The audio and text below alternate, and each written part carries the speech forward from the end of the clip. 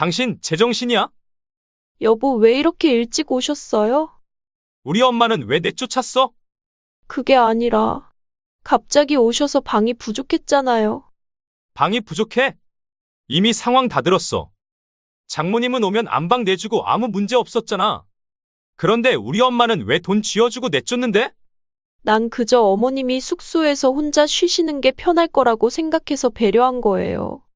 이 집이 누구 덕분에 생긴 건지 알아? 우리 어머니가 평생 모은 돈이랑 대출까지 받아서 마련하신 거야. 근데 이제는 당신이 주인 행세하면서 어머니를 내쫓아? 말이 끝나기 무섭게 아들은 지갑에서 10만 원을 꺼내 들었습니다. 자, 이거 받아. 내가 어머니한테 준 것만큼 줄 테니 이제 당신도 나가줬으면 해. 지금 농담하는 거죠? 제가 왜 나가야 해요? 왜? 내가 우리 엄마를 쫓아낼 때도 그랬잖아. 아픈 몸으로 병원 검사받고 오신 분을 한밤중에 잘도 모텔로 쫓아내놓고 우리 엄마가 쫓겨날 때 어떤 기분이었는지 당신도 똑똑히 느껴봐. 여보, 잘못했어요. 지금 당장 짐 싸서 나가? 안녕하세요. 이 사연의 주인공은 68세 김옥희 할머님이십니다. 김씨 할머니는 지방의 작은 도시에서 30년 넘게 국밥집을 운영했습니다. 이제는 문을 닫은 국밥집은 작은 식당이었지만 동네에서는 제법 소문난 곳이었죠. 새벽부터 저녁 늦게까지 손님들의 발길이 끊이지 않았던 그 시절이 이제는 까마득한 꿈처럼 느껴집니다. 젊은 시절 김씨 할머니는 일찍 부모님을 여의고 힘든 시기를 보냈습니다. 고향에서 혼자 살며 이런저런 일을 전전하던 26살 무렵 지금의 남편을 만났죠. 남편은 당시 건설 현장에서 일하는 성실한 인부였습니다. 정숙 씨, 우리 함께 열심히 살아보면 어떨까요? 남편의 청혼은 그렇게 소박했습니다. 하지만 김씨 할머니는 그 어떤 거창한 말보다 진정성이 느껴져서 좋으셨다고 합니다. 그렇게 김씨 할머니의 인생은 조금씩 달라지기 시작했죠. 결혼 후 부부는 함께 국밥집을 차렸습니다. 처음에는 좁은 골목에 자리 잡은 조그만 가게였지만 부부가 함께 힘을 모아 차근차근 키워나갔습니다. 여보, 오늘도 손님들이 줄을 섰더라고. 당신 국밥 맛은 1등이야, 1등. 남편은 매일 아침 일찍 시장에 가서 재료를 사오며 이렇게 말했습니다. 그럴 때마다 김씨 할머니는 가슴 한켠이 따뜻해졌죠. 결혼한 지 10년이 되어서야 귀한 아들을 얻었습니다. 늦은 나이에 얻은 아들이라 더욱 소중했죠. 아들이 태어났을 때 남편은 기쁨의 눈물을 흘리며 말했습니다. 여보, 우리 아들은 꼭 하고 싶은 거 다 하게 해주자. 우리가 고생했던 것처럼 살게 하고 싶지 않아. 그래요. 우리 민호만큼은 부족함 없이 키우고 싶어요. 김씨 할머니도 같은 마음이었습니다. 자신이 겪었던 가난과 결핍을 아들만큼은 겪지 않게 하고 싶었죠. 다행히도 아들은 어릴 때부터 총명했습니다. 시장 골목 좁은 방에서도 늘 책을 읽었고 공부도 열심히 했죠. 중학교 때는 반에서 1등을 놓치지 않았고 고등학교에 진학해서도 우수한 성적을 유지했습니다. 아들은 방학 때마다 가게 일을 도왔습니다. 바쁜 시간에는 서빙도 하고 설거지도 했죠. 그때마다 단골 손님들은 이렇게 말했습니다. 아이고, 민호야. 너는 꼭 크게 성공할 거야. 부모님한테 이렇게 효도하는 착한 아들이 어디 있다고? 어머니, 제가 꼭 성공해서 어머니 아버지 호강시켜 드릴게요. 아이고, 말이라도 고맙다, 민호야. 아들은 자주 이런 말을 했습니다. 그때마다 김씨 할머니는 눈시울이 붉어졌죠.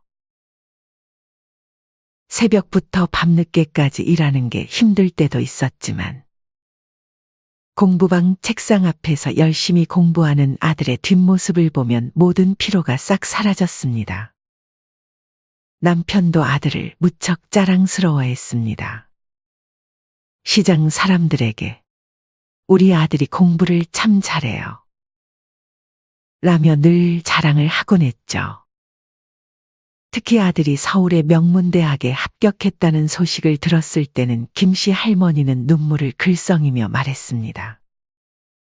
여보, 우리가 고생한 게 이렇게 복으로 돌아오네요. 우리 아들이 명문대라니. 아이고 세상에. 그렇게 시간이 흘러 아들은 대학을 졸업하고 대기업 해외영업부에 취직했습니다. 아들의 취직 소식을 들었을 때 김씨 할머니와 남편은 그동안의 고생이 다 보상받는 것 같았죠. 여보, 이제 우리 좀 쉬면서 살아요. 우리도 나이가 많이 들었잖아요. 그래요, 당신 말이 맞아요. 그럼 국밥집도 슬슬 정리할까요? 남편의 말에 김씨 할머니도 동의했습니다. 이제는 조금 여유 있게 살 수 있을 것 같았거든요. 그러던 중 아들이 결혼 이야기를 꺼냈습니다. 예비 며느리는 같은 회사 디자인팀에서 일하는 직원이었죠. 처음 만났을 때 예비 며느리인 지은이는 참 예쁘고 싹싹해 보였습니다. 그리고 아들의 결혼을 앞두고 김씨 할머니 부부는 큰 결심을 했습니다. 수년간 모은 돈과 대출을 받아 서울의 작은 아파트를 샀죠. 은행 대출을 조금 갚아야 했지만 그래도 마음은 든든했습니다. 여보, 이 집으로 우리 노후도 보장되겠어요. 새를 놓으면 생활비도 될 테고. 그러게요. 우리도 이제 말년은 좀 편하게 삽시다. 남편의 말에 김씨 할머니도 희망을 품었습니다. 노후를 위한 준비라고 생각하니 마음이 든든했습니다. 하지만 예상치 못한 상황이 찾아왔습니다. 결혼을 앞둔 아들과 며느리가 그 집에서 살고 싶다고 한 것이었죠. 갑자기 그게 무슨 말이니? 어머니, 아버지, 죄송한데 저희가 당분간만 그 집에서 살면 안 될까요? 서울의 집값이 너무 올라서요. 착실히 돈 모아 전세금만 구하면 바로 나갈게요. 그래요, 어머님. 어차피 지금은 빈방이니까 저희가 잠시만 살고 나갈게요. 제발요. 처음에는 단호히 거절했지만 아들 부부의 간곡한 부탁에 결국 허락하고 말았습니다.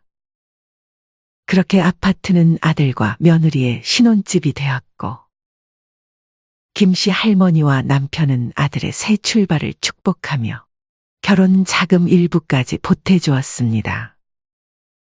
하지만 마음 한편에는 괜찮겠지? 하는 걱정이 남아 있었죠. 김씨 할머니 부부가 국밥집을 정리하고 남편의 고향으로 내려가면서부터 상황은 조금씩 달라지기 시작했습니다. 이제 며느리는 김씨 할머니 부부의 아파트가 마치 자신의 집이라고 생각하는 것처럼 행동하기 시작했습니다. 어머님, 이제 시골이 더 편하지 않으세요? 여기는 저희가 알아서 관리할 테니 너무 신경 쓰지 마세요. 가끔 김씨 할머니가 서울 집에 들를 때마다 며느리는 이렇게 말하며 은근히 불편한 기색을 드러냈습니다. 한편 아들은 업무상 출장이 잦아서 만나기 어려웠고 설상가상으로 2년 전 김씨 할머니 곁을 지켜주던 든든한 남편마저 병으로 갑작스레 세상을 떠나게 되었습니다. 아이고, 당신 없으면 나 혼자 어떻게 살라고 이렇게 일찍 떠나는 거야. 미안하오. 이제 당신 편하게 해주고 싶었는데. 그리고 이거 하나만 약속해줘요. 항상 당신 먼저 생각해요. 당신은 아들 며느리에게 너무 약해서 걱정이야. 그날 이후 김씨 할머니는 시골 집에서 혼자 지내고 있습니다. 텃밭을 가꾸며 소소한 일상을 보내고 있지만 많이 외로움을 느끼곤 하셨습니다. 하지만 곧 김씨 할머니의 인생에 큰 전환점이 찾아올 줄은 그때까지만 해도 전혀 몰랐답니다. 어느 날 아침, 평소처럼 일어나 세수를 하려는데 갑자기 심한 어지럼증이 찾아왔습니다. 화장실 세면대를 붙잡고 겨우 서 있을 정도였죠. 두통도 너무 심해서 도저히 참을 수가 없었습니다. 아이고, 두야. 속도 좀 안 좋고 체한 건가?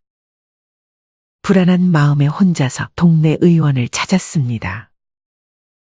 의사 선생님은 김씨 할머니의 상태를 살펴보더니 걱정스러운 표정을 지었습니다. 할머니, 이런 증상을 그동안 방치하셨다고요? 뇌경색 초기 증상일 수 있으니 서울의 전문 병원에서 정밀 검사를 받아보셔야겠어요. 여기서는 정확한 검사가 어려워요. 의사의 말에 김씨 할머니는 가슴이 덜컥 내려앉았습니다. 처음에는 나이 들면 어디 한두 군데 아픈 건 당연한 거지. 라며 대수롭지 않게 여기려 했지만 의사가 뇌경색이라는 말을 꺼내자 김씨 할머니는 불안감을 감출 수가 없었습니다. 김씨 할머니는 아들에게 연락을 해야 할지 말아야 할지 고민이 됐죠. 결국 오랜 고민 끝에 전화를 걸었습니다. 민호야, 어머니, 웬일이세요? 별일은 아닌데. 엄마가 큰 병원에 가봐야 할 것 같아. 큰 병원이요? 갑자기 왜요? 어디 편찮으세요? 아들의 목소리에 걱정이 가득했습니다. 아니, 뇌경색일 수도 있다 해서 그냥 검사 한번 받아보라고 하네.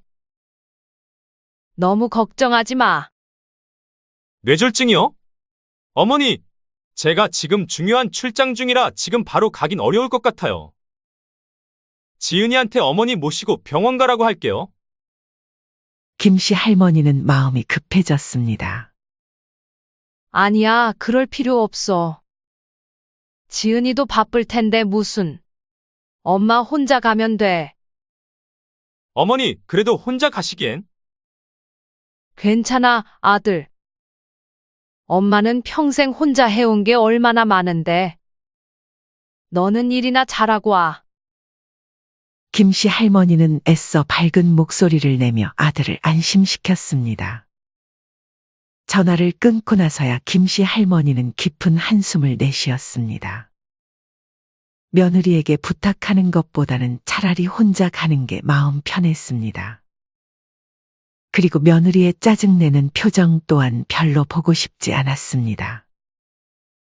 병원에서 받은 소견서를 들고 서울로 올라가는 버스 안에서 김씨 할머니는 깊은 한숨을 내쉬었습니다. 창밖으로 스쳐 지나가는 풍경을 보며 생각에 잠겼죠. 서울의 대학병원에 도착해서 검사를 받았지만 결과를 확인하기까지는 시간이 더 필요했습니다. 의사는 정밀검사 결과가 나오려면 최소 일주일은 기다려야 한다고 했죠. 어머님, 검사 결과가 나오기까지 시간이 좀 걸려요. 지금 몸도 많이 안 좋아지셨고, 장거리 이동은 추천드리진 않아요.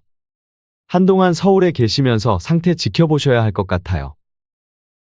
의사의 말에 김씨 할머니는 당황했습니다. 하루면 될 줄 알았는데 더 서울에 있어야 한다니요. 할 수 없이 다시 아들에게 전화를 걸었습니다. 민호야. 엄마가 검사 결과 나올 때까지 서울에 더 있어야 할 것 같아. 어머니, 그럼 우리 집에 오세요. 아니야, 지은이도 시어머니가 오면 신경 쓰일 텐데. 막말로 엄마 집에 저희가 얹혀 사는 건데요, 뭐. 참 지은이한테 전화해서 잘 얘기해 놓을 테니까 걱정 마세요. 그렇게 김씨 할머니는 아들의 설득으로 아파트로 향했습니다. 현관문을 열어준 며느리의 얼굴에는 못마땅함이 가득했죠. 어머님, 이렇게 갑자기 오실 줄은 몰랐네요. 며느리는 짜증 섞인 목소리로 말하며 대충 문을 열어주었습니다.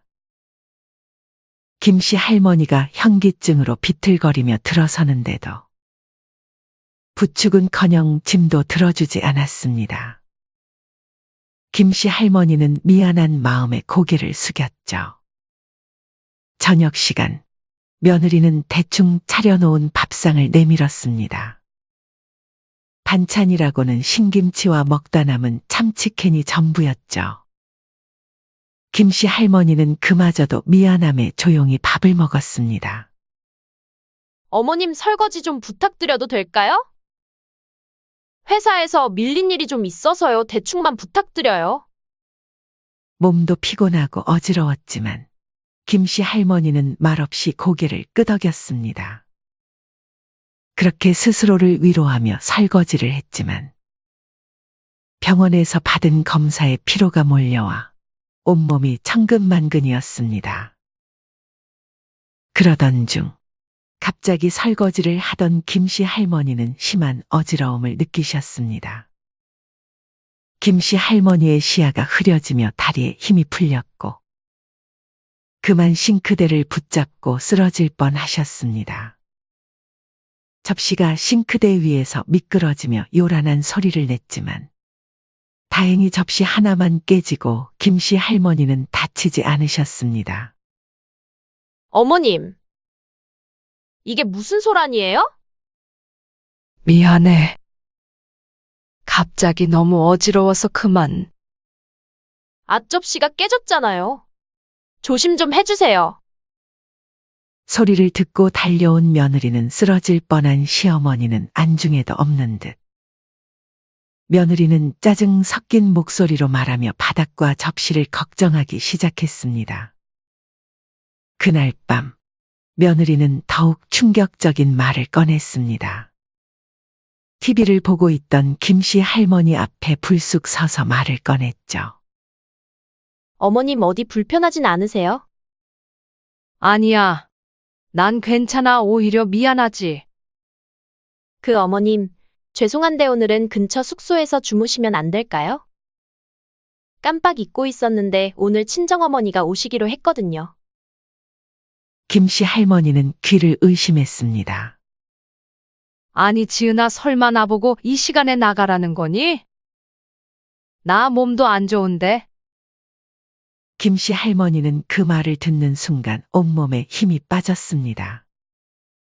아들이 결혼할 때 사준 집에서 이제는 하룻밤도 묵을 수 없다는 게 실감이 나지 않았습니다. 며느리는 5만 원짜리 2장을 내밀며 말했습니다. 어머님이 여럿이서 있으면 불편하실 것 같아서 그래요. 여기보단 모텔에서 혼자 주무시는 게 맘 편하실 거예요. 아, 그리고 이 일은 남편한테는 절대 말씀하지 말아주세요. 남편이 괜히 오해할 수 있으니까요.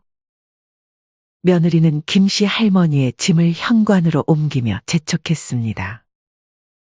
얼떨결에 한밤중에 쫓겨나다시피 집을 나서는 김씨 할머니의 발걸음은 무거웠습니다. 추운 밤거리를 헤매며 숙소를 찾아야 했죠. 모텔에 도착해서야 김씨 할머니는 참았던 서러움을 쏟아냈습니다.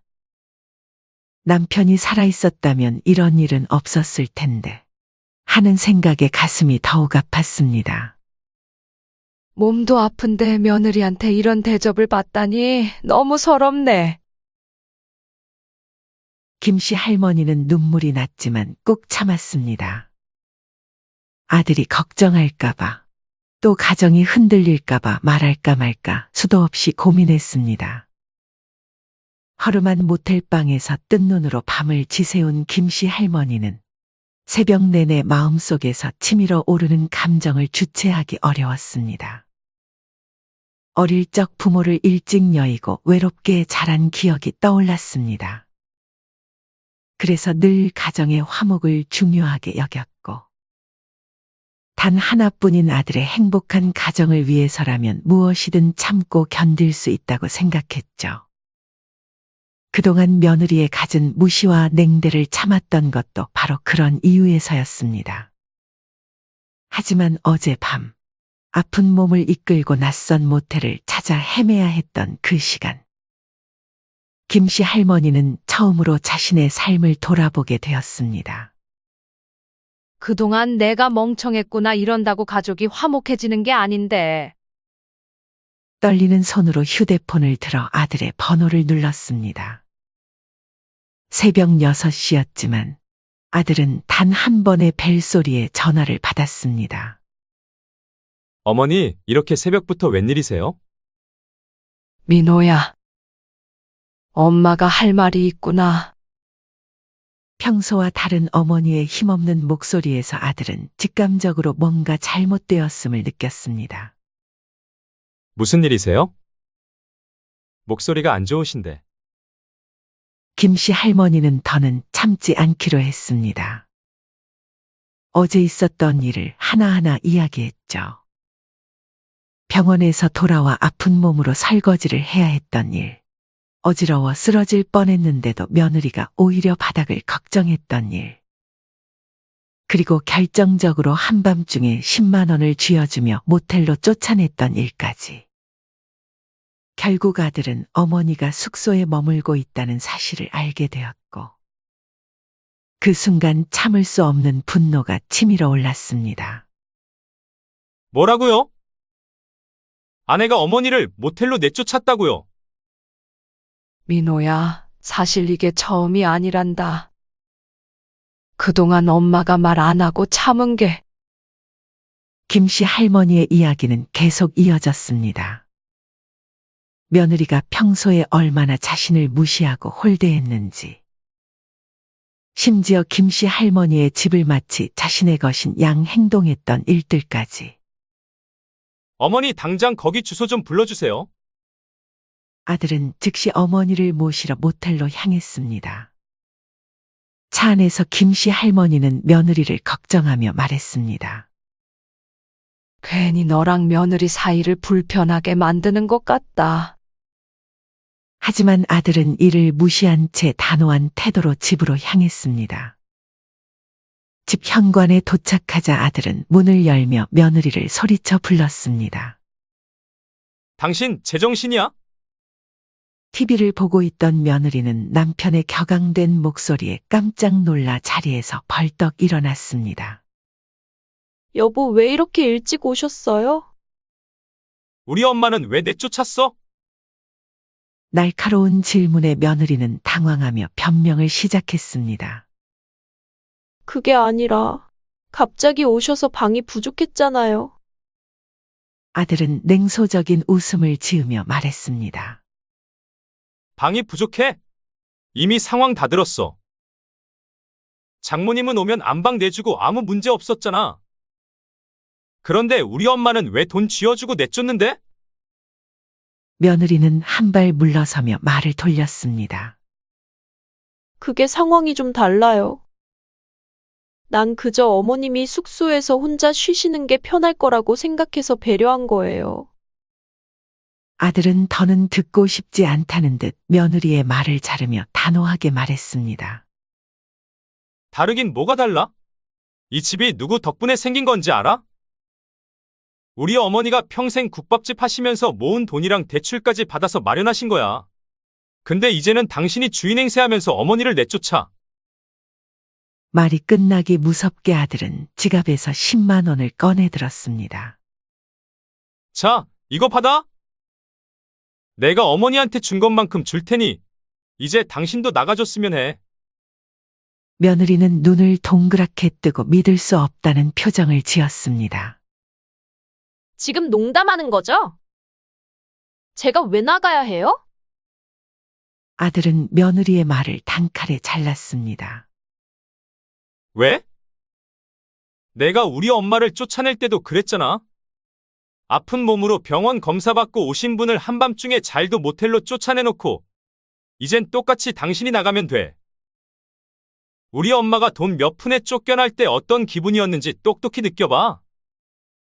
며느리가 울면서 무릎을 꿇었습니다. 여보, 잘못했어요. 난 진짜 그럴 애도가 아니었다고요. 아들은 눈 하나 깜짝하지 않고 손에 든 10만 원을 내밀며 되물었습니다. 용서는 우리 어머니한테 빌어. 그리고 지금 당장 짐 싸서 나가. 당황한 며느리는 변명을 하며 한참을 버텼지만 아들의 단호한 태도 앞에서는 아무 소용이 없었습니다. 결국 며느리는 짐을 간단히 챙겨 아들과 함께 집을 나섰고 아들은 택시를 불러 며느리를 친정집 앞에 내려주었습니다. 친정집 앞에서 며느리는 그제야 자신의 행동이 불러온 결과를 깨닫고 눈물을 흘렸지만 아들은 냉정한 태도를 유지했습니다. 그리고 얼마 지나지 않아 예상대로 친정어머니에게서 전화가 걸려왔습니다. 김서방, 대체 이게 무슨 짓인가? 어떻게 가족끼리 내쫓을 수가 있어? 친정어머니는 격양된 목소리로 따져 물었습니다. 친정어머니의 항의에 아들은 한치의 물러섬도 없이 상황을 설명했습니다. 어머니가 겪은 일을 그대로 전하며 되려 신의 딸이 한 행동을 먼저 돌아보라며 단호히 말했죠. 장모님, 그날 장모님도 저희 집에 오셨으니 무슨 일이 있었는지 잘 아실 거라고 생각합니다. 그런데 이렇게 무례한 일을 당하고도 참으라는 말씀은 하지 마세요. 우리 엄마가 장모님처럼 대접받을 자격이 없다고 보십니까? 친정어머니는 더 이상 할 말을 찾지 못했고 아들은 단호하게 말을 이었습니다. 저는 우리 어머니가 이런 꼴 당하는 거 못 봅니다. 그리고 아내에게도 이번 일 반성하기 전까진 다신 얼굴도 안 볼 거라고 전해주세요.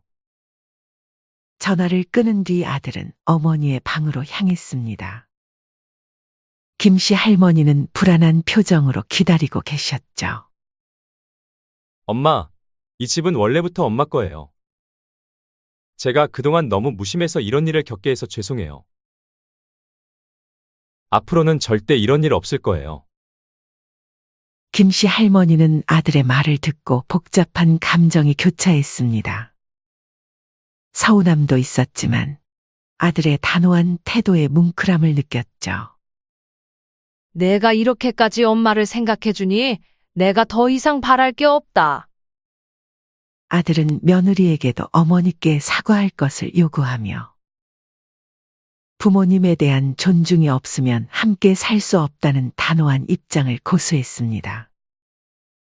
결국 며느리는 김씨 할머니께 진심으로 사과하며 자신의 잘못을 뉘우쳤고 아들은 집 소유권을 어머니의 것이라고 못 박으며 앞으로 부모님께 효도할 것을 다짐했습니다. 김씨 할머니는 아들의 변화된 태도에 뭉클함을 느끼며 비로소 평생의 한을 풀 수 있었습니다. 몇 주가 지나고 김씨 할머니는 병원에서 기다리던 검사 결과를 받았습니다. 다행히 뇌경색이 아니라는 진단이었죠. 큰 병이 아니어서 다행입니다. 하지만 이번 일을 계기로 건강관리는 꾸준히 하셔야 해요. 특히 혈압 관리와 규칙적인 운동은 꼭 하셔야 합니다. 의사의 당부에 김씨 할머니와 아들은 안도의 한숨을 내쉬었습니다. 어머니, 이제 정말 마음 놓이네요. 아들은 김씨 할머니의 손을 꼭 잡으며 말했습니다. 앞으로는 제가 자주 찾아뵙고 어머니 건강도 챙겨드릴게요. 고맙다 아들. 덕분에 든든하네. 한편 10만 원을 받고 한밤중에 집에서 쫓겨났던 그날의 사건은 며느리에게 큰 충격이 되었습니다. 특히 자신도 똑같이 한밤중에 친정으로 쫓겨나 보니 시어머니의 마음을 조금이나마 이해하게 되었죠. 자신이 시어머니께 했던 행동이 얼마나 무례하고 비인간적이었는지를 깨닫게 된 것입니다. 장모님 역시 그날 이후로는 달라지셨습니다. 평소 시부모님 재산은 자식 재산 이라며 뻔뻔하게 말씀하시던 분이 아들의 단호한 태도 앞에서는 아무 말씀도 못하셨죠. 결국 며느리는 스스로 김씨 할머니를 찾아가기로 했습니다. 시골집을 찾아간 며느리는 현관 앞에서 한참을 서성였습니다. 어머님, 저 지은이에요. 문을 열어주신 김씨 할머니 앞에서 며느리는 한동안 말을 잇지 못했습니다. 저 그때 정말 제가 뭐라고 말씀드려야 할지. 어머님을 그렇게 내보내고 나서 제가 똑같은 일을 당해보니까 어머니가 얼마나 속상하셨을지 잘 알 것 같아요. 며느리의 목소리가 떨렸습니다. 그동안 제가 너무 이기적이었어요. 특히 어머님이 편찮으신데도 그렇게 무례하게 대했던 건 제가 사람으로서 할 짓이 아니었어요. 김씨 할머니는 한동안 아무 말씀도 하지 않으셨습니다. 그 침묵의 무게는 며느리에게 더 큰 반성의 시간이 되었죠. 지은아, 오랜 침묵 끝에 김씨 할머니가 입을 여셨습니다. 앞으로 우리 서로 더 잘 지내보자.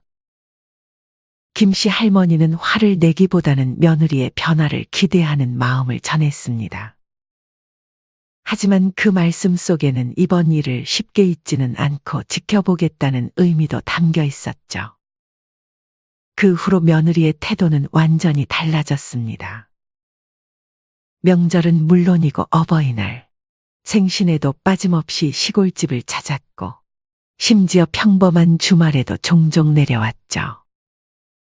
어머님, 저 김치 담그는 법 좀 가르쳐 주세요.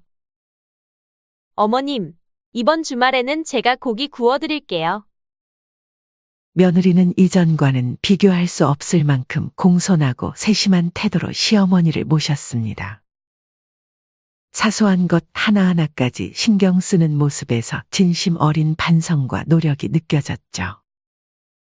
지은아, 이 정도면 그만해도 된다. 김씨 할머니가 며느리의 지나친 긴장을 풀어주려 할 때면 며느리는 되려 고개를 저으며 말했습니다. 아니에요. 어머님, 제가 당연히 해야 할 일을 하는 거예요. 한편 김씨 할머니가 아들과 며느리에게 이제 그냥 예전처럼 집에 살아라 라고 하려 할 때 오히려 아들이 단호히 만류했습니다. 어머니, 저희가 처음에 약속한 게 있잖아요. 그리고 사람 마음이 간사해서 공짜로 살면 당연한 줄 알게 되는 것 같아요. 이제부터는 저희가 어머니께 매달 월세를 낼게요. 세입자처럼요. 아들의 제안에 김씨 할머니는 잠시 망설였지만 결국 동의하셨습니다. 이것이 서로를 위한 가장 좋은 방법이라고 생각하셨기 때문입니다. 시간이 흐르면서 가족들 사이의 관계는 더욱 돈독해졌습니다. 주말이면 손자가 시골집에 와서 밤새 할머니 곁에서 떨어지지 않으려 했고, 아들과 며느리는 번갈아가며 어머니의 건강을 살폈죠. 할머니, 나랑 텃밭에서 상추 따요. 그래, 우리 도현이 할미랑 같이 나가자. 손자의 천진난만한 웃음소리가 마당에 울릴 때면 김씨 할머니의 얼굴에도 행복한 미소가 번졌습니다. 이제 김씨 할머니의 하루하루는 평온함으로 가득합니다. 아침이면 텃밭에서 채소도 가꾸고 가끔은 동네 친구들과 함께 시장도 구경하러 다니죠. 주말이면 어김없이 찾아오는 가족들과 함께 이야기꽃을 피우며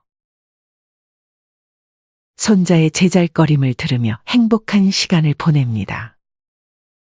그동안의 서운함과 아픔은 이제 깊은 이해와 존중으로 바뀌었습니다. 김씨 할머니는 더 이상 외롭지 않습니다. 가족들의 따뜻한 사랑 속에서 평화로운 노년을 보내고 계시니까요. 어머님, 이번 주말에는 저희 집에서 하룻밤 주무시다 가세요. 이렇게 자주 찾아와 살뜰히 챙기는 아들과 며느리를 보며 김씨 할머니는 생각합니다.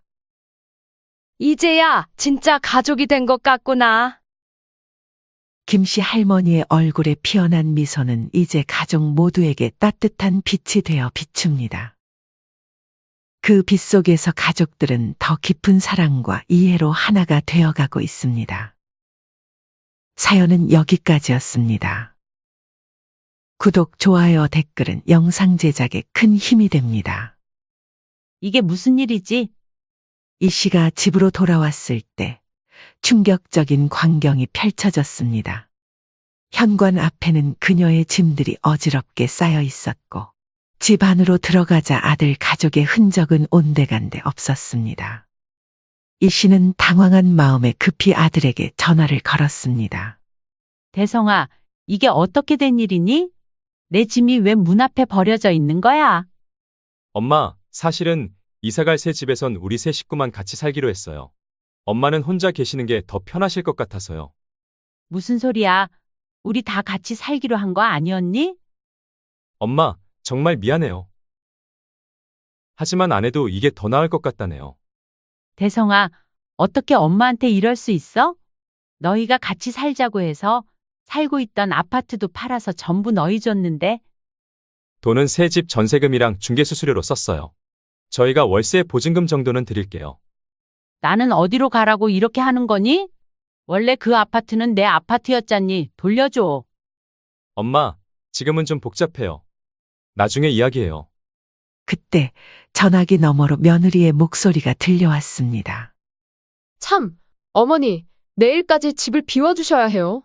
새 주인이 생각보다 빨리 입주한다고 연락 왔네요. 어머니 연세에 넓은 집이 뭐가 필요하겠어요? 작은 월세방이 더 관리하기 편하실 거예요. 너희가 어떻게 나만 쏙 빼놓고 새 집으로 이사를 갈 수가 있니? 안녕하세요. 이 사연의 주인공은 63세 이은희 씨입니다. 서울 수유동의 작은 골목, 40년간 한자리를 지켜온 은희 미용실은 동네 사람들에게 친숙한 공간이었습니다. 이 씨는 그곳에서 세월의 흐름을 가위 소리로 새겨왔습니다. 아유, 내 머리는 은희 언니한테만 맡긴다니까. 단골 손님의 칭찬에 이 씨는 수줍게 웃으며 거울을 건넸습니다. 까만 머리카락을 하얗게 물들이는 세월 속에서도 그녀의 손끝은 여전히 젊음을 간직하고 있었죠. 가위 하나로 아들을 키워낸 세월이 그녀의 손에 단단히 새겨져 있었습니다. 30년 전 남편과 이혼했을 때 많은 사람들이 이 씨를 걱정했습니다. 당시 겨우 10살이었던 아들 대성을 혼자 어떻게 키우냐는 걱정이 컸죠. 남편의 끊임없는 폭언과 외도로 더 이상 함께 살 수 없었지만 세상의 시선은 냉정했습니다. 그래도 참고 살지 애한테는 아빠가 필요할 텐데. 남편 어떤 사람인지 내가 제일 잘 알아요. 차라리 아이 혼자 키우는 게 낫겠어요. 주변 사람들의 말처럼 여자 혼자 아이를 키우는 일은 쉬운 일이 아니었습니다. 하지만 그런 말들을 들을 때마다 이 씨는 가위를 더 세게 쥐었습니다. 미용실을 닫는 날이 거의 없었죠. 명절에도 비가 오는 날에도 문을 열었습니다. 아들 대성의 대학 등록금과 생활비를 마련하기 위해 그녀는 쉴 틈 없이 일했습니다. 그렇게 이 씨는 미용실에서 번 돈으로 아들의 결혼 자금까지 마련해 주었죠. 엄마, 나 이제 취직했어. 이제 엄마가 좀 쉬세요. 아들이 첫 월급을 받아왔던 날, 이 씨는 비로소 자신의 어깨가 얼마나 무거웠는지 깨달았습니다. 은희야, 아들 장가 보내고 너도 이제 좀 편하게 살아야지. 친구들의 말에 이 씨는 그저 웃을 뿐이었습니다. 편하게 산다는 것이 무엇인지 그녀는 잘 알지 못했습니다. 평생 누군가를 위해 살아왔으니까요. 한편 결혼 후에도 아들과 며느리는 월세살이를 했습니다. 작은 오피스텔에 사는 아들 부부를 볼 때마다 이 씨의 마음은 무거웠죠. 시간이 흘러 아들도 장가를 보내고 이 씨는 수십 년간 운영해온 미용실을 정리할 시기가 왔다고 생각했습니다. 나이가 들면서 오래 서 있기도 힘들었고 자신의 노후를 위해서 안정된 보금자리가 필요했습니다. 미용실 정리하고 어디 가려고? 단골 손님들의 아쉬운 목소리에 이 씨는 담담하게 대답했습니다. 이제 좀 쉬어야죠. 40년이면 충분히 일했잖아요. 미용실 권리금과 평생 모아둔 적금을 털어 이 씨는 작은 아파트를 마련했습니다. 그러나 뜻밖의 제안이 왔습니다. 엄마, 우리가 엄마 집에서 같이 살면 어때요? 소진이도 일하느라 아이 맡길 때가 마땅치 않고. 아들의 말에 이 씨는 잠시 당황했지만 곧 기쁜 마음이 밀려왔습니다. 이 씨는 아들에게 미안한 마음을 가지고 있었습니다. 아버지 없이 자라게 한 것과 지금도 월세살이를 하는 것 등이 마음에 걸렸죠. 손주도 돌볼 수 있고 혼자 사는 적적함도 달랠 수 있으니 나쁘지 않을 것 같았습니다. 어머니, 진짜 감사해요. 어머니 덕분에 한시름 놓았어요. 괜찮아, 소진아. 내가 도울 수 있어서 기쁘구나. 하준이도 할머니랑 많이 놀면 좋잖아. 며느리의 말에 이 씨는 흐뭇한 마음이 들었습니다. 처음엔 모든 것이 좋았죠. 손주를 돌보는 일은 힘들었지만 그만큼 보람도 컸습니다. 아이의 웃음소리가 집안을 가득 채울 때면 이 씨의 마음도 함께 웃었습니다. 하지만 시간이 흐르면서 상황은 조금씩 달라졌습니다. 처음엔 낮 시간만 돌봐주던 손주가 이제는 아침부터 밤까지 이 씨의 손에 맡겨졌죠. 며느리의 카페가 점점 바빠지면서 집안일도 자연스럽게 이 씨의 몫이 되었습니다. 어머님, 오늘 좀 늦을 것 같아요. 하준이 저녁 먹이고 목욕까지 부탁드려요. 알았어, 소진아. 걱정 말고 일 잘 보고 와. 아들은 회사 일로 바쁘다며 주말에도 얼굴을 보기 힘들었고 집안일에는 손을 대지 않았습니다. 전업주부처럼 살림을 도맡아 하게 된 이 씨는 점점 지쳐갔지만 불평하지 않았습니다. 아들과 며느리, 손주를 위한 일이라 생각하며 묵묵히 감당했죠. 은희야, 너 요즘 얼굴색이 안 좋아. 쉬엄쉬엄해. 그래? 나는 괜찮은데 조금 피곤한가 보다. 친구 순이가 걱정스레 말할 때마다 이 씨는 웃으며 넘겼습니다. 내가 좋아서 하는 일인데 뭘. 손주 키우는 재미가 쏠쏠해.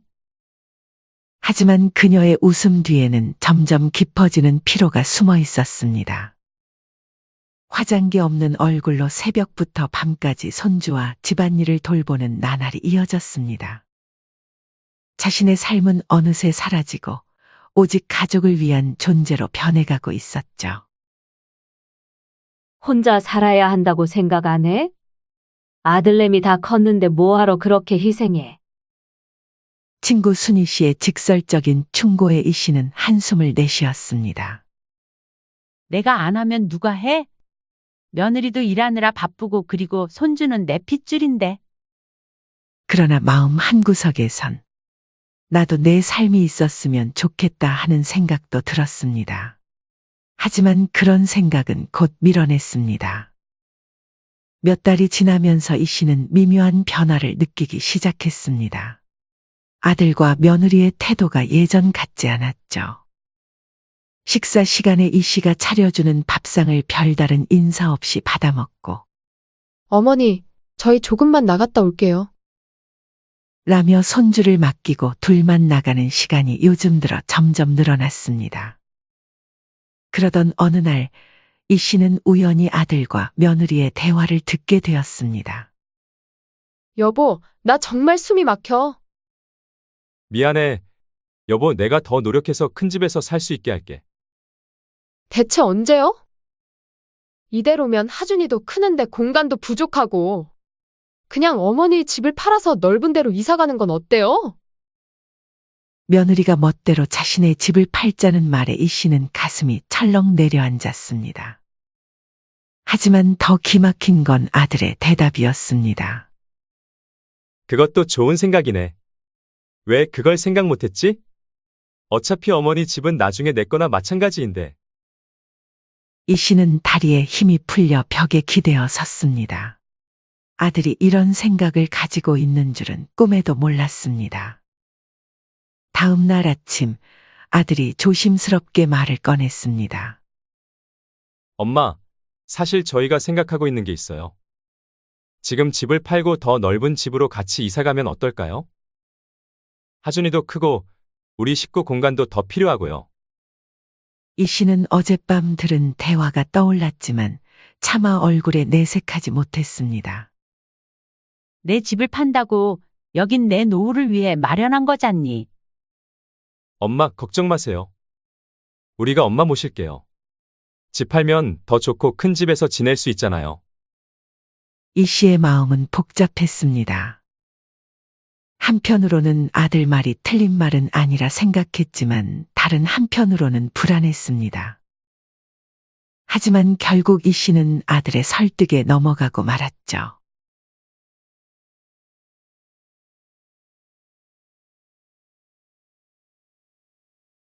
집을 내놓고 얼마 지나지 않아 매매가 이루어졌습니다. 이 씨는 계약서에 도장을 찍으며 가슴이 무거웠습니다. 아들은 엄마 돈은 새집 계약금으로 쓰고 나중에 다 갚을게요라며 매매 대금을 관리하겠다고 했습니다. 처음엔 불안했지만 이 씨는 곧 안심했습니다. 이사 날짜가 정해지고 자신의 짐도 챙기고 집을 구경하러 다니는 과정에서도 이 씨는 자신의 의견을 물어보는 아들 부부를 보며 더욱 안심했습니다. 엄마, 이사갈 집은 방도 3개예요. 좋죠? 그래, 좋구나. 내 방은 어디야? 아, 안방 바로 옆방이요. 햇빛도 잘 들어서 좋을 거예요. 어차피 노후를 위한 집이었으니 아들네와 더 큰 집에서 사는 것도 좋을 것 같았습니다. 괜한 걱정을 했구나 생각하며 이 씨는 마음을 놓았습니다. 이사 당일 이 씨는 아침 일찍부터 분주했습니다. 옷가지와 소중한 물건들을 상자에 담고 새로운 출발에 대한 설렘이 가득했습니다. 마지막으로 방을 둘러보고 창틀에 쌓인 먼지를 닦았죠. 그리고 손주를 위해 특별히 준비한 장난감을 가방에 챙겼습니다. 그날 오전 아들이 이 씨에게 말했습니다. 엄마, 오늘 병원 검진 날이잖아요. 저희가 먼저 이사 시작할 테니까 검진 마치고 오세요. 아유, 깜빡했네. 그래, 너희 먼저 가 있어라. 나는 검진 끝나고 바로 갈게. 이 씨는 오래전부터 예약해둔 정기 검진이 있었습니다. 아들의 배려가 고마웠죠. 그래서 짐박스 몇 개만 미리 정리해두고 병원으로 향했습니다. 이은희 씨, 요즘 스트레스가 많으신가 봐요. 혈압이 좀 높아졌네요. 의사의 말에 이 씨는 쓴웃음을 지었습니다. 아이고, 손주 보느라 좀 그렇죠. 그래도 요즘 같은 시대에 시어머니랑 같이 사는 아들 부부가 어딨어요. 검진을 마치고 이 씨는 발걸음을 서둘렀습니다. 새 집에 가서 정리할 것이 많을 테니까요. 하지만 집으로 돌아왔을 때 그녀를 기다리고 있던 건 충격적인 광경이었습니다. 현관 앞에는 그녀의 짐 박스들이 어지럽게 쌓여 있었습니다. 집 안으로 들어가자 텅 빈 공간만이 남아 있었죠. 아들 가족의 흔적은 온데간데 없었습니다. 이게 무슨 일이지? 이 씨는 당황한 마음에 급히 아들에게 전화를 걸었습니다. 몇 번의 신호음 끝에 아들이 전화를 받았습니다. 대성아, 이게 어떻게 된 일이니? 내 짐이 왜 문 앞에 있는 거야?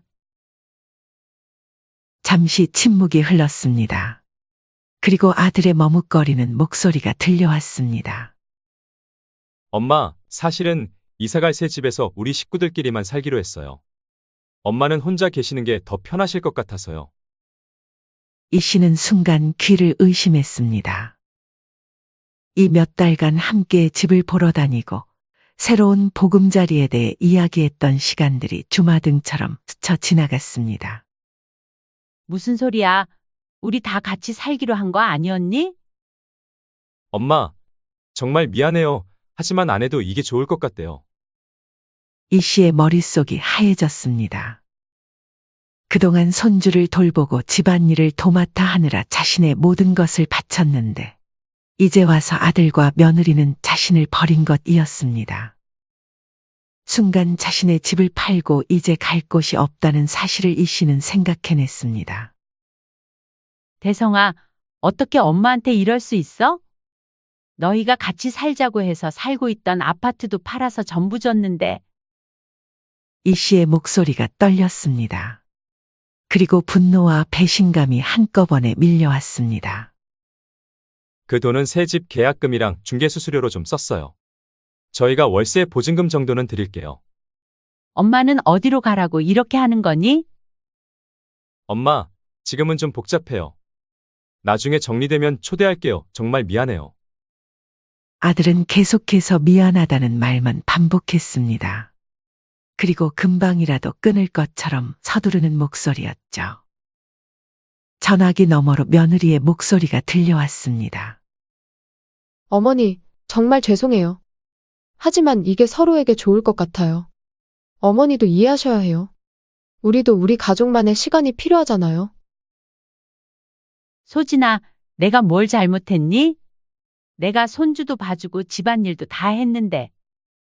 어머니, 그게 다 어머니가 원해서 하신 거잖아요. 그럼 뭐 엎드려서 절이라도 해야 속이 좀 편안하시겠어요? 며느리의 말에 이 씨는 가슴이 찢어지는 것 같았습니다. 원래 그 아파트는 내 아파트였잖니. 돌려줘. 어머니 연세에 넓은 집이 뭐가 필요하겠어요? 월세방 하나 구하시면 되잖아요. 저희가 조금씩 보태드릴게요. 더 이상 통화하기 힘들어요. 나중에 연락드릴게요. 전화가 끊겼습니다. 이 씨는 한동안 그 자리에 멍하니 서 있었습니다. 그때 휴대폰에 문자 메시지가 도착했습니다.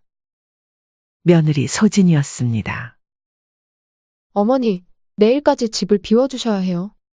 새 주인이 생각보다 빨리 입주한다고 연락 왔네요. 어머니 물건은 다 챙겨 넣어놨어요. 넓은 집보다는 작은 월세방이 관리하기 편하실 거예요. 그 뻔뻔한 메시지에 이 씨의 두 손이 떨려왔습니다. 이럴 수는 없어. 아들과 며느리가 나만 쏙 빼고 이사를 갈 수 있지? 자신을 버리면서도 이런 얘기를 하다니 이런 모욕이 있을 수 있을까요? 그날 밤 이 씨는 친구 순이에게 전화를 걸었습니다. 순이는 이 씨의 상황을 듣자마자 당장 오라고 했습니다. 은희야, 당장 우리 집으로 와. 내가 지금 데리러 갈게. 미안해, 순이야. 무슨 소리야? 어서 와. 며느리도 아들내미도 제정신이 아닌 것 같다. 어떻게 그럴 수가 있어? 순이의 집으로 향하는 택시 안에서 이 씨는 창밖을 멍하니 바라보았습니다. 그동안 아들과 며느리를 위해 희생했던 시간들, 손주를 위해 밤잠을 설쳤던 날들이 머릿속을 스쳐 지나갔습니다. 아니, 세상에 어떻게 자기 어머니를 이렇게 내쫓을 수 있니? 그것도 미리 말도 없이. 순이 씨는 분을 사귀지 못하며 말했습니다. 이 씨의 짐을 정리하면서도 계속해서 화를 냈죠. 하지만 이 씨는 순이의 집에 오래 머물 수 없었습니다. 무엇보다 친구 순이에게 미안한 마음이 들었습니다. 며칠 후 이 씨는 순이의 만류에도 불구하고 고시원으로 짐을 옮겼습니다. 고시원은 생각보다 더 열악했습니다. 좁은 방, 공용 화장실과 부엌, 모든 것이 낯설고 불편했죠. 아이고, 다리야. 날이 갈수록 이 씨의 몸 상태는 나빠졌습니다. 좁은 고시원에서의 생활, 심적 충격 그리고 계단을 오르내릴 때마다 찌르는 무릎 통증. 모든 것이 그녀를 지치게 했습니다. 고시원에서 보낸 시간은 이 씨에게 지옥 같은 시간이었습니다. 좁은 방에 갇혀 지내며 그녀는 자신의 인생을 되돌아보았습니다. 평생 아들을 위해 희생했는데 돌아온 것은 배신뿐이었습니다. 집으로 돌아오는 길, 이 씨는 문득 생각했습니다. 이대로 무너질 순 없어. 그날 밤 이 씨는 자신의 낡은 가방에서 중요한 서류들을 꺼냈습니다. 오래된 통장, 집계약서, 미용실 권리금 이체 내역. 모든 것을 정리하며 증거를 만들기 시작했습니다. 나는 평생 아들을 위해 희생했어. 그런데 돌아오는 게 고작 이런 생활이라니? 지금이라도 전부 돌려받아야 해. 낡은 탁자 위에는 평생 모아온 영수증, 이체 내역, 계약서 등이 펼쳐져 있었습니다. 이 씨는 하나하나 꼼꼼히 정리했습니다. 그날 이후로 이 씨는 매일 조금씩 자료를 모으고 법적 대응 방법을 찾아보기 시작했습니다. 이 씨는 어느새 단단한 결심을 한 눈빛으로 창밖을 바라보았습니다. 아들과 며느리가 자신을 버렸다고 해서 자신의 인생까지 버릴 수는 없는 일이었으니까요. 어느 날 아침 친구 순이가 찾아왔습니다. 은희야, 우리 조카가 법률사무소에서 일하고 있어. 한번 상담받아 볼래? 정말 그럼 좀 만나볼 수 있을까? 다음 날 이 씨는 순이와 함께 법률사무소를 찾았습니다. 순이의 조카 민주는 친절하게 이 씨의 이야기를 들었습니다. 변호사와의 상담에서 이 씨는 그동안 정리해온 서류들을 모두 꺼내놓았습니다. 집 매매 계약서, 아들에게 송금한 내역, 손주 양육과 관련된 증거들까지. 이은희님, 법적으로 충분히 대응 가능합니다. 모시고 사는 조건으로 상속하셨기에 승소 가능성이 큽니다. 변호사의 말에 이 씨의 눈에 희망이 보였습니다. 하지만 마음 한구석에는 여전히 아들에 대한 정이 남아 있었습니다. 변호사님, 제가 마지막으로 한번 아들에게 연락해 볼게요. 그래도 안 되면 법적으로 진행하겠습니다. 그날 저녁 이 씨는 떨리는 손으로 아들에게 전화를 걸었습니다. 여러 번 신호음이 울린 후 대성이 전화를 받았습니다. 엄마, 무슨 일이세요? 대성아, 엄마가 마지막으로 부탁할게. 집 한 돈 돌려주고 사과해다오. 그러면 나도 더 이상 얘기 안 할게. 잠시 침묵이 흐른 후 아들의 목소리가 들려왔습니다. 엄마, 그거 이미 다 써버렸어요. 그리고 치사하게 준 걸 줬다 뺏는 게 어딨어요.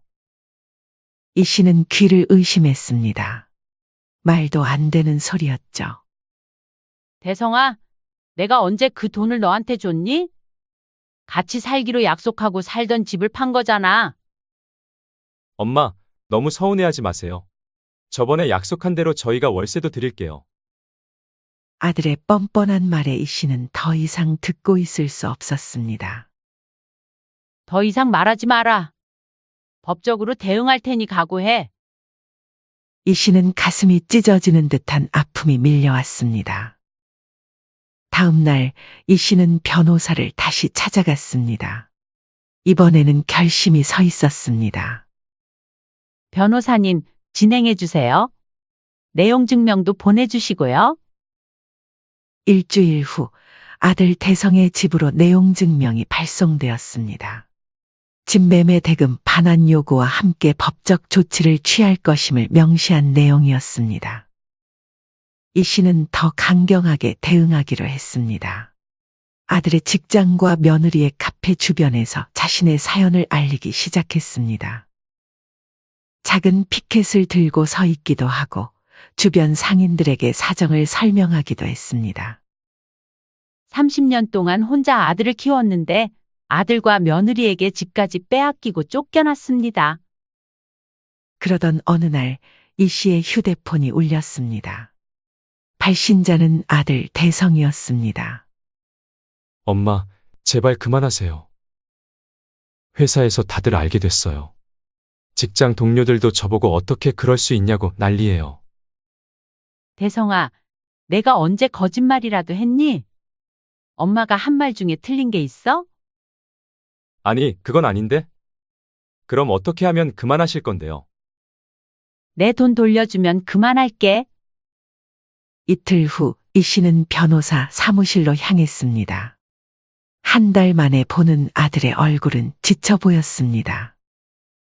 엄마, 대성은 고개를 숙인 채 이 씨를 바라보았습니다. 그 옆에는 변호사가 앉아 있었습니다. 이은희님, 아드님께서 일부 금액을 입금하셨습니다. 나머지는 분할 상환하기로 했고요. 이 씨는 고개를 끄덕였습니다. 아들은 어색하게 말을 이었습니다. 엄마, 정말 미안해요. 나도 이러고 싶지 않았는데 아내가 자꾸 그러라고 해서. 며느리 탓하지 마라. 내 책임도 있어. 잠시 침묵이 흐른 후 아들이 조심스럽게 입을 열었습니다. 엄마, 우리 다시 같이 사는 건 안 될까요? 이번엔 정말 잘할게요. 이 씨는 고개를 저었습니다. 아니다. 이제 그럴 맘 싹 사라졌어? 하지만 엄마, 하준이도 할머니 보고 싶어 해요. 우리도 후회했어요. 엄마 빈자리가 이렇게 클 줄 몰랐어요. 이제는 너희를 못 믿겠다. 그 집, 엄마가 볼 꼴 못 볼 꼴 다 보면서 뼈 빠지게 일해서 장만한 거야. 내 인생 40년을 바친 돈으로 산 집이란다. 그런데 너희는 단 한순간에 그걸 빼앗으려고 했잖니. 손주는 보고 싶지만 이제는 내 인생이 더 소중해. 대화가 끝나고 이 씨는 변호사와 함께 나왔습니다. 가슴이 먹먹했지만 한편으로는 홀가분한 기분이었습니다. 이제 자신의 인생을 다시 시작할 수 있다는 희망이 보였습니다.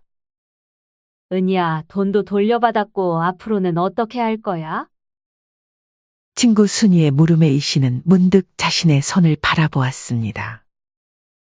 40년 동안 가위를 쥐었던 그 손에는 여전히 힘이 남아 있었습니다. 다시 시작해보려고. 이 씨는 우연히 오래전 미용실에서 함께 일했던 미영을 만났습니다. 미영은 작은 미용실을 운영하고 있었습니다. 언니, 정말 오랜만이에요. 어쩐 일이세요? 미용실은 그만두셨다면서요? 그래, 몇 년 전에 정리했어. 너는 잘 지내니? 두 사람은 근처 카페에서 오랜만에 이야기를 나눴습니다. 이 씨는 자신의 상황을 솔직하게 털어놓았고 미영은 깊이 공감했습니다. 언니, 우리 미용실에서 같이 일하면 어때요? 소소하게 시작해보는 건 어떨까요? 이 씨는 미영의 제안에 눈이 반짝였습니다. 오랫동안 잊고 있었던 열정이 다시 살아나는 것 같았습니다. 정말? 그래도 될까? 그렇게 이 씨는 손을 놓았던 미용일을 다시 시작하기로 했습니다. 미영의 미용실에서 일하기 시작했고 처음에는 미영의 단골 손님 몇 명만 상대했지만 곧 입소문이 나기 시작했습니다. 어느 날 20대 초반으로 보이는 젊은 여성이 미용실을 찾아왔습니다. 저기, 할머니 미용사분 계신가요? SNS에서 봤는데 파마 한번 받고 싶어서요. 이 씨는 놀랐습니다. 자신이 SNS에 올라갔다는 사실도 몰랐습니다. 알고 보니 한 손님이 이 씨가 손님 머리를 해주는 모습을 영상으로 찍어 올렸고 그것이 조금씩 입소문을 타기 시작한 것이었습니다. 젊은 층 사이에서 이 씨는 할머니 미용사라는 이름으로 인기를 끌기 시작했습니다. 언니 이거 봐요. 언니 영상에 3만 좋아요를 받았어요. 미영이 흥분해서 보여주는 화면에는 이 씨가 파마를 하는 모습이 담겨 있었고 댓글에는 찬사가 가득했습니다. 그날 이후 이 씨는 바쁜 나날을 보내기 시작했습니다. 미용실엔 예약이 밀려들기 시작했고 20대, 30대 젊은 여자들이 일부러 이 씨에게 머리를 맡기러 왔습니다. 이 씨는 처음엔 당황했지만 점점 자신감을 찾았습니다. 40년간 갈고 닦은 실력이 빛을 발하는 순간이었습니다. 할머니, 제 친구들도 다 할머니한테 머리하고 싶다고 해요. 젊은 손님들의 열렬한 지지에 이 씨는 감사했습니다. 그들 덕분에 자신의 가치를 다시 한번 느낄 수 있었으니까요. 어느 날 지역 복지센터에서 연락이 왔습니다. 소외된 노인들을 위한 미용 봉사를 해줄 수 있느냐는 부탁이었습니다. 이 씨는 흔쾌히 수락했습니다. 저도 많은 분들의 도움을 받았어요. 제가 할 수 있는 일로 보답하고 싶습니다. 복지센터에서의 봉사는 이 씨에게 또 다른 보람을 가져다 주었습니다. 은희 씨, 우리 복지관에서 강좌를 개설하면 어떨까요? 많은 어르신들이 관심 가질 것 같아요. 복지센터 관계자의 제안에 이 씨는 고민했습니다. 자신이 강사를 할 수 있을까 하는 걱정이 들었지만 용기를 내어 도전하기로 했습니다. 한번 해볼게요. 제가 도움이 된다면 좋겠네요. 강좌는 예상보다 훨씬 인기가 좋았습니다. 60대, 70대 여성들이 몰려와 이 씨의 이야기를 경청했습니다. 여러분, 나이 들었다고 포기하면 안 됩니다. 우리 나이에 맞는 아름다움이 있어요. 강좌를 듣던 한 수강생이 물었습니다. 선생님, 어떻게 이런 어려움을 극복하고 다시 시작하실 수 있었어요? 이 씨는 잠시 생각에 잠겼다가 대답했습니다. 제가 살아온 길이 결코 쉽지 않았어요. 남편과 이혼하고 어린 아들을 혼자 키우면서 수많은 시련을 겪었죠. 하루 종일 일하며 아들 뒷바라지했고, 그리고 얼마 전엔 그렇게 키운 아들에게 배신도 당했습니다. 이 씨는 잠시 목이 메었지만 곧 담담한 목소리로 계속했습니다. 그때 정말 무너질 것 같았어요. 이 씨는 자신의 거친 손을 들어 보였습니다. 저를 다시 일으킨 것은 제가 평생 손에 쥐었던 가위가 있기 때문이에요. 그걸 다시 한번 손에 쥐는 용기가 필요한 것 같아요. 나이가 많다고 배신당했다고 상처받았다고 포기하지 마세요. 우리 모두에게는 자신만의 가위가 있을 거예요. 이 씨의 이야기는 많은 이들에게 감동을 주었습니다. 1년 전만 해도 상상도 못했던 일이었습니다. 한편 아들 부부의 상황은 매우 나빠졌습니다. 집 한 돈을 모두 이 씨에게 상환한 후 그들은 월세 단칸방으로 이사할 수밖에 없었습니다. 아들 부부가 어머니에게 한 행동이 알려지면서 며느리의 카페는 장사가 잘 안 돼서 문을 닫았고 아들은 회사에서 성과 압박에 시달리는 중이었습니다. 행사 관계자의 초청 제안을 받으며 귀가하는 길, 이 씨의 휴대폰이 울렸습니다. 발신자는 아들 대성이었습니다. 무려 반년 만의 연락이었습니다. 여보세요? 엄마, 나예요, 대성이. 아들은 만나자는 간절한 요청을 했고 이 씨는 다음 날 미용실 앞 카페에서 만나기로 했습니다. 다음 날 카페에 들어선 아들의 모습은 예전과 달랐습니다. 어깨는 축 처진 채 피곤함이 역력했고 옷도 구겨져 있었습니다. 며느리의 모습도 많이 변해 있었습니다. 예전의 자신감은 사라지고 피곤함과 짜증이 얼굴에 드러났습니다. 그래 무슨 일이니? 아들은 한참을 머뭇거리다가 입을 열었습니다. 엄마, 정말 죄송해요. 그동안 많이 생각했어요. 아들과 며느리는 곧바로 자신들의 어려운 사정을 털어놓았습니다.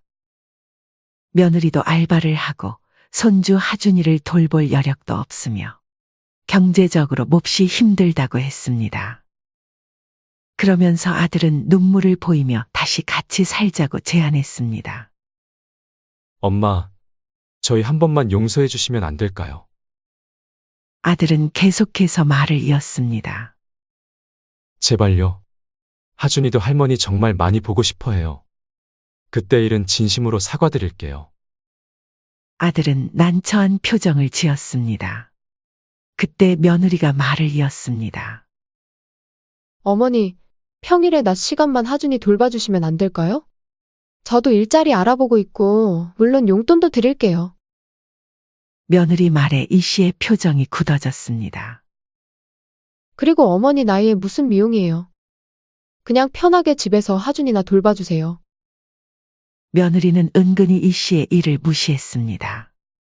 진심 어린 사과도 없었습니다. 이 씨는 단호하게 아들 부부의 제안을 거절했습니다. 오자마자 하는 말이 그거니? 내 집 팔아먹고 날 내쫓고 이제 와서 손주 봐달라고? 며느리는 당황한 기색으로 말했습니다. 어머니, 다 지난 일인데 왜 또 그러세요? 우리도 어려운 시기였고, 그리고 저희도 잘못했다고 사과했잖아요. 싫다. 나는 지금 하는 일이 좋고 이제 너희한테 휩쓸리지 않을 거야. 그리고 손주가 자랑스러워할 할머니가 되려고 해. 이제는 나도 내 인생 살 거다. 이 씨의 단호한 태도에 며느리는 입을 다물지 못했습니다. 평소 순한 시어머니가 이렇게 단호하게 말하는 것은 처음이었습니다. 그렇게 아들 부부는 낙담한 채 돌아갔습니다. 며칠 후 지역 신문에서 취재 요청이 왔고 이 씨의 사연과 새로운 도전이 기사로 실렸습니다. 40년 경력 할머니 미용사, 인생 2막을 열다. 기사가 나간 후 한 지역단체 측에서 연락이 왔습니다. 이은혜님을 저희 6070 성공사례 발표자로 모시고 싶습니다. 어머님의 이야기가 많은 분들에게 희망이 되실 거예요. 이 씨는 놀랐습니다. 자신이 그렇게 큰 무대에 서서 발표를 한다는 것은 상상도 못한 일이었습니다. 하지만 자신의 경험이 다른 이들에게 도움이 된다면 그것보다 더 보람찬 일은 없을 것이라고 생각했습니다. 한번 도전해 볼게요. 발표를 준비하면서 이 씨는 자신의 인생을 되돌아보았습니다. 아픔도 있었지만 그것을 이겨내고 다시 일어선 자신이 자랑스러웠습니다. 40년간 가위를 든 손으로 이제는 새로운 인생을 개척하고 있었으니까요. 요즘 이 씨는 손주 하준이와 행복한 시간을 보내며 자신이 진정으로 원하는 삶을 살고 있음을 느꼈습니다. 손주 하준이가 할머니가 잘라준 머리가 제일 좋다고 말했을 때 이 씨는 그래, 그거면 됐다고 생각했습니다. 그날 밤 창가에 서서 밤하늘을 바라보며 이 씨는 지난 1년을 돌아보았습니다. 아들에게 배신당하고 집을 잃고 고시원에서 지냈던 암흑 같은 시간들. 하지만 그 어둠 속에서도 그녀는 자신의 가치를 되찾기 위해 노력했습니다. 그리고 지금 그녀는 다시 일어서 자신만의 길을 걷고 있었습니다. 이제야 진짜 내 인생을 살게 되었구나. 이 씨의 의입가에는 오랜만에 진정한 행복의 미소가 번졌습니다. 내일도 모레도 그 가위를 들고 자신만의 길을 걸어갈 것이라고 다짐했습니다. 사연은 여기까지였습니다.